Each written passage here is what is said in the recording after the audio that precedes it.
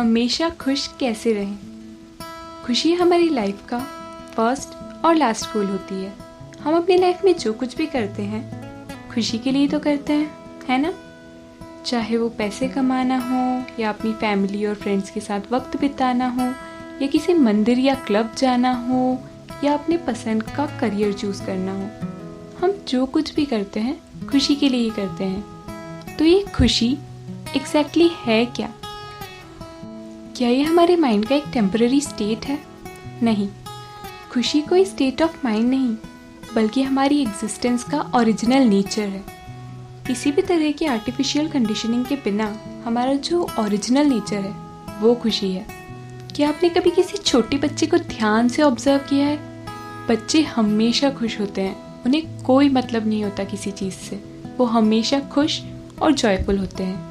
हालांकि बच्चों को अगर कुछ चाहिए और वो उन्हें ना मिले तो वो रोने लगते हैं, बट वो थोड़ी देर रोते हैं, चुप हो जाते हैं और फिर से अपने ओरिजिनल नेचर में आ जाते हैं। बच्चे हमेशा खुश रहते हैं। थोड़े से रोने धोने से उनके जॉयफुल सेल्फ में कोई अंतर नहीं आता। हम भी अपने बचपन में एग्जैक्टली ऐसे ही थे। क्यों? क्योंकि वो हमारा ओरिजिनल नेचर था। लेकिन गुजरते हुए वक्त के साथ हमारे पेरेंट्स, हमारे टीचर्स और इस सोसाइटी ने हमें कुछ इस तरह से कंडीशन कर दिया है और हमारे माइंड में एक्सटर्नल यानी बाहरी इंफॉर्मेशन इतनी ज़्यादा फीड कर दी है कि हम एक्चुअल दुनिया में रहने की बजाय अपनी खुद की बनाई हुई एक आर्टिफिशियल दुनिया में रहने लगे हैं।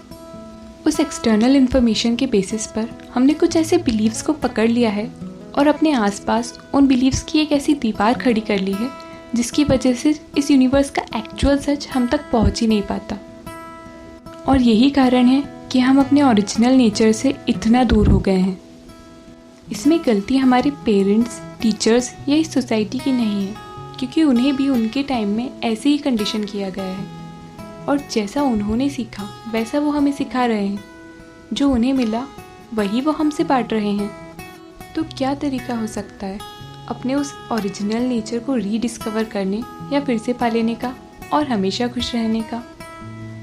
सबसे पहली बात जो हमारे लिए समझना बहुत ज़रूरी है वो ये है कि जो भी इंसान एक्सटर्नल चीज़ों, लोगों या सिचुएशंस को कंट्रोल करने की कोशिश करता है वो कभी भी एक्चुअली खुश नहीं हो सकता, क्योंकि कभी भी हम एक्सटर्नल चीज़ों पर पूरी तरह से कंट्रोल नहीं कर सकते। और अगर हमारा कंट्रोल एक्सटर्नल चीज़ों पर हो भी जाए तो भी वो टेम्परेरी होगा। वो टेम्परेरी कंट्रोल हमें कभी भी परमानेंट खुशी नहीं दे सकता।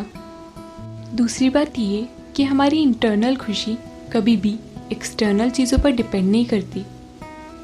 मैं ऐसे कई लोगों को जानती हूँ जिनके पास एक्सटर्नली सब कुछ है, पैसा है, फैमिली है, ट्रू लव है, लेकिन फिर भी वो खुश नहीं है।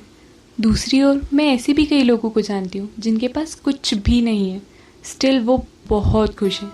आई एम श्योर आप भी ऐसे कुछ लोगों को ज़रूर जानते होंगे। हम अपने आसपास जो कुछ भी एक्सपीरियंस करते हैं उसे हम एक्सपीरियंस अपने अंदर ही करते हैं। फॉर एग्जाम्पल, जब भी हम किसी ऑब्जेक्ट को देखते हैं तो ऑब्जेक्ट भले ही बाहर हो लेकिन उसकी इमेज हमारी आंखों के अंदर ही बनती है। ऐसे ही अगर हम कोई साउंड सुने तो उस साउंड का सोर्स भले ही बाहर हो लेकिन वो सुनाई हमें अपने कानों के अंदर ही देती है। तो जब हमें सब कुछ अपने अंदर ही एक्सपीरियंस होता है तो एक्सपीरियंस कैसा हो ये डिसीजन भी हमारा ही होना चाहिए, ना कि किसी एक्सटर्नल सिचुएशन या किसी और इंसान का। हमें किसी इंसान या सिचुएशन का स्लेव नहीं बनना, बल्कि अपने थॉट्स और इमोशंस का मास्टर बनना है। अगर हमारे थॉट्स और इमोशंस हमारे कंट्रोल में होंगे तो हमारी लाइफ का एक्सपीरियंस भी हमारे कंट्रोल में होगा। और एक बार हम अपनी लाइफ की एक्सपीरियंस का चार्ज अपने हाथों में ले लें तो हमें कोई दुखी नहीं कर सकता। हमें खुश रहना है या नहीं रहना ये हमारा डिसीजन होना चाहिए, ना कि किसी एक्सटर्नल इंसान या सिचुएशन का। हमारी खुशी हमारा डिसीजन होनी चाहिए। हमें डिसाइड करना होगा कि चाहे जो हो जाए, चाहे जो होता रहे, मैं हमेशा खुश रहूँगा या रहूँगी। बाहर क्या होता है इस पर हमारा कोई कंट्रोल नहीं, लेकिन हमारे अंदर क्या होता है इस पर 100% हमारा कंट्रोल है। हमें बस ये डिसाइड करना होगा कि बाहर जो कुछ भी हो उसका असर हम पर नहीं होगा। जल्दी ही हम रियलाइज़ करते हैं कि जिस खुशी को हम बाहर ढूंढ रहे थे वो हमारे अंदर ही प्रेजेंट थी। खुशी कोई ऑब्जेक्ट नहीं है जिसे पाया जा सकता है, वो तो हमारा नेचर है जिसे बस पहचाना।